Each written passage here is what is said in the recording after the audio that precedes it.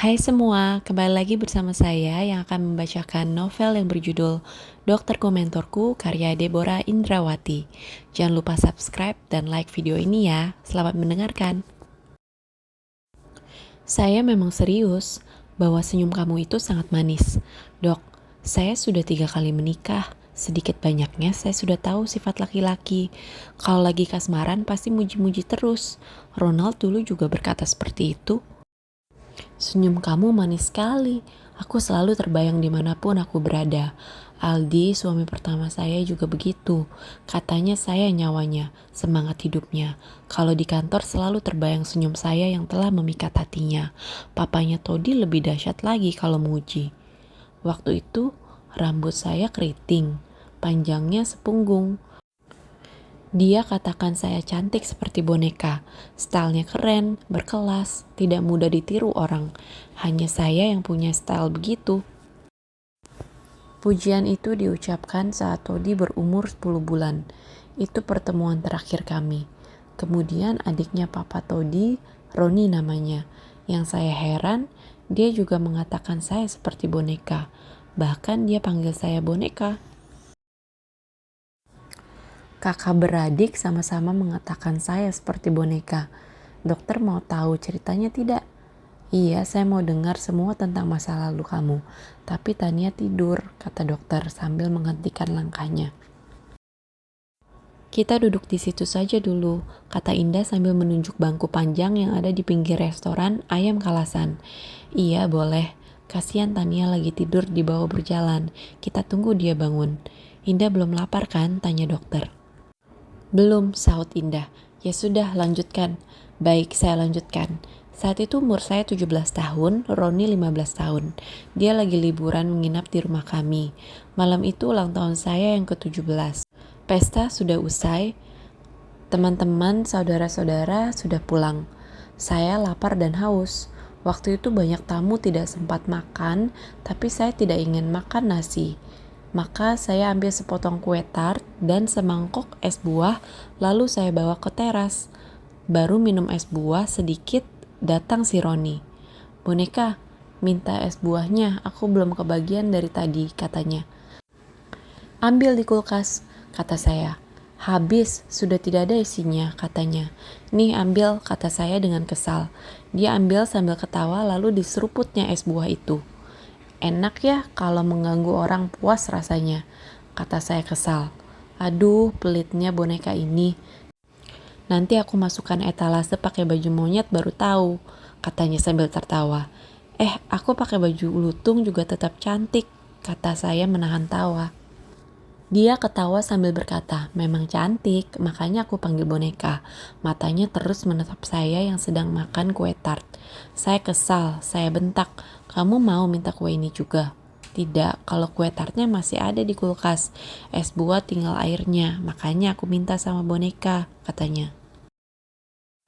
Sudah, jangan banyak omong, ambilkan aku minum. Dia segera ke ruang makan. Tak lama dia kembali dengan membawa gelas dan sebotol air es. Lalu berkata, ini boneka cantik. Terima kasih. Oh iya Ron, tadi teman aku nanyain kamu. Siapa itu? Tanya mereka. Adik sepupuku. Baru datang lagi liburan, kataku.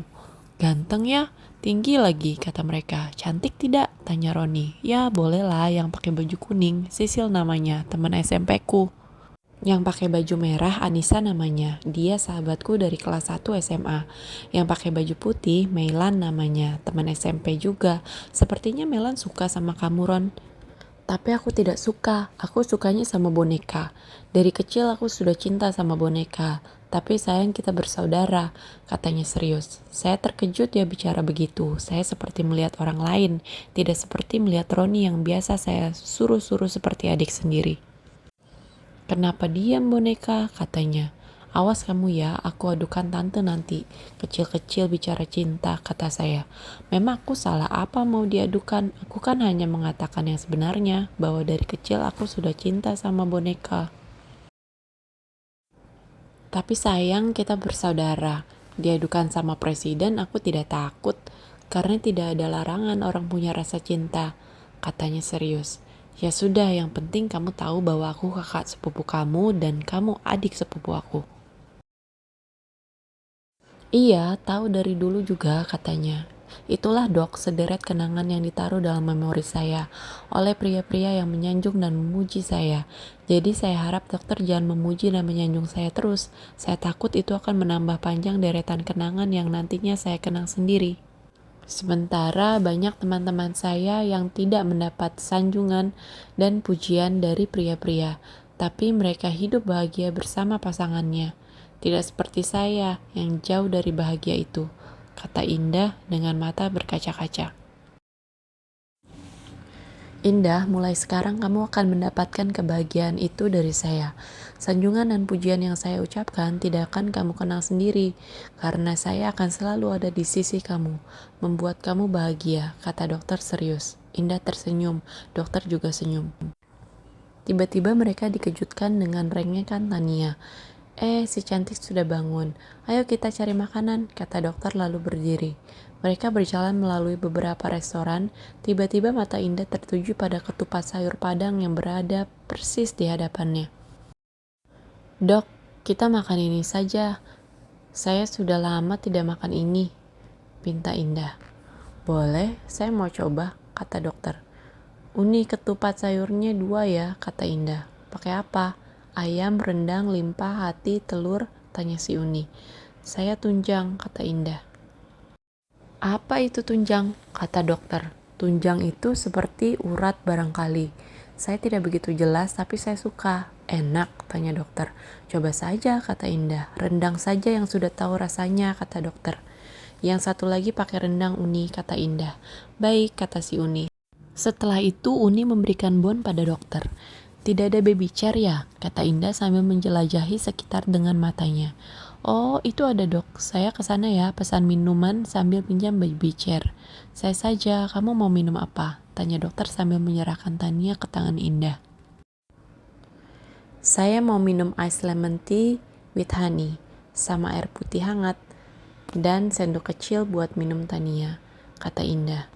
Oke, kata dokter, sambil melangkah ke restoran yang ditunjuk Indah. Sampai di sana, segera memesan minuman dan minta dibawakan baby chair sama pelayan. Setelah diberi bon, dokter ke kasir membayar ketupat sayur padang dan minum, lalu kembali ke Indah dan Tania. Di meja sudah ada 2 piring ketupat sayur. Tidak lama setelah itu, 2 orang pelayan datang, yang seorang membawa baby chair dan yang satu lagi membawa minuman. Dokter segera mengambil Tania dari tangan Indah, lalu mendudukkannya di baby chair. Indah mengambil air putih hangat dan sendok kecil, lalu memberi Tania minum. Sudah setengah gelas, Tania masih membuka mulutnya. Haus ya anak mami. Tadi setelah mama meroti lupa diberi minum karena maminya tegang terus. Maafkan mami ya cantik, sesal Indah. Dokter senyum melihat Indah bicara sama Tania, lalu berkata, sekarang mau diberi makan apa? Tadi cuma makan roti kan? Tadi benar kata dokter, sebaiknya kita makan steak. Jadi bisa pesan mashed potato buat Tania. Kenapa tidak terpikir oleh saya? Sesal Indah. Ya sudah, sekarang kita makan dulu ketupat sayur ini, setelah itu kita bawa Tania makan ke sana, kata dokter. Tapi dia lapar dok, sudah harus makan. Indah tampak berpikir, oh ya, saya ada akal.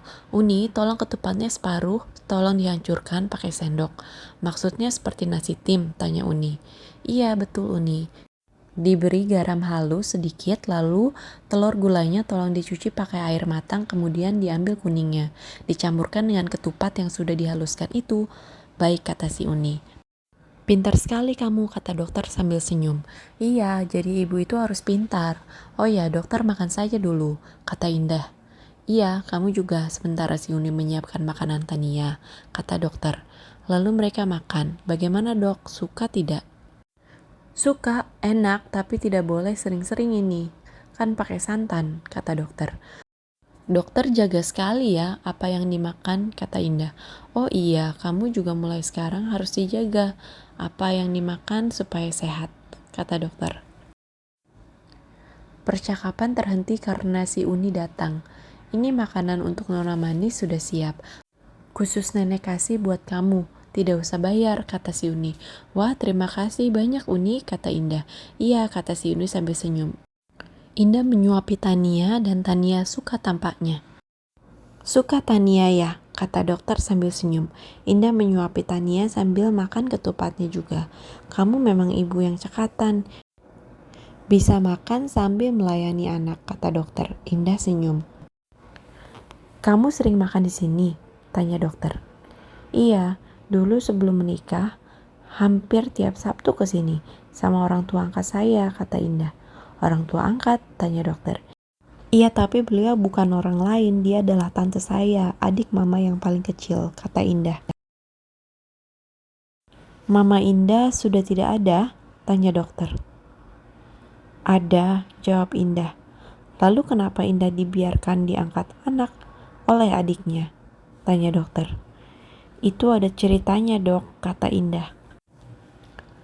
Sebenarnya mama tidak mengizinkan karena saya baru 2 tahun tinggal sama mereka, yaitu mama, papa tiri, 2 kakak perempuan saya, lain bapak dan adik laki-laki hasil perkawinan mama dan papa tiri.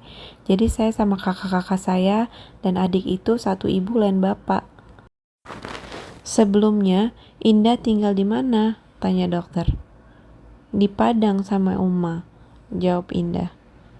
Tapi Indah ketemu mama umur berapa? Tanya dokter. Umur 6 tahun setelah selesai TK, mama meminta Oma mengantarkan saya ke Jakarta. Sampai di Jakarta saya tidak bisa membaur. Buat saya semua asing.